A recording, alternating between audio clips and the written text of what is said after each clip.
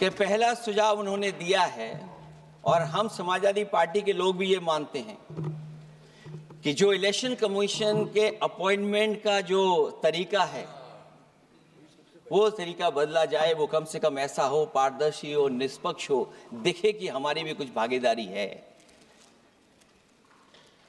क्योंकि जो व्यवस्था पहले थी उस व्यवस्था को अगर बदलने का काम किसी ने किया तो भारतीय जनता पार्टी ने किया है। इस व्यवस्था को बदलने का जो सुझाव कांग्रेस पार्टी की तरफ से है उस सुझाव से हम सहमत हैं।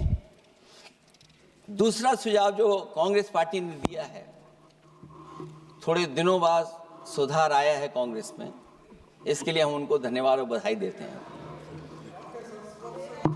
उन्होंने कहा, और अध्यक्ष महोदय मेरा भी सुझाव है कि इलेक्शन बैलेट पेपर से होना चाहिए। और इसलिए होना चाहिए कि बहुत प्रश्न लग रहे हैं, बहुत उंगली उठ रही है, इलेक्ट्रॉनिक चीजों पे बहुत सवाल खड़े हो रहे हैं, और केवल भारत के अंदर लोकतंत्र में नहीं, दुनिया के लोकतंत्र में।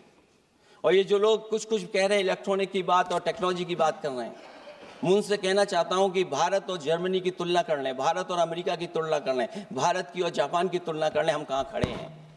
अगर वो संपन्न देश जो टेक्नोलॉजी में हमसे कई गुना आगे हैं, अगर वो स्वीकार नहीं कर रहे ईवीएम, तो आखिरकार हम ईवीएम को क्यों स्वीकार कर रहे हैं। अगर उन देशों में लोकतंत्र है और बैलेट से वोट पड़ रहा है तो यहाँ पर भी बैलेट से वोट पड़ना चाहिए। और जो मेरी जानकारी जहाँ तक पहुँचती और जानकारी है मुझे, वो जानकारी ये कहती है कि जर्मनी में अगर आप ईवीएम से वोट डालेंगे तो वो अनकॉन्स्टिट्यूशनल माना जाएगा। सोचो, जर्मनी जैसा देश बैलेट पेपर से वोट डलवा रहा है, तो आखिर भारत जैसा देश हम बैलेट पे क्यों नहीं जा रहे हैं।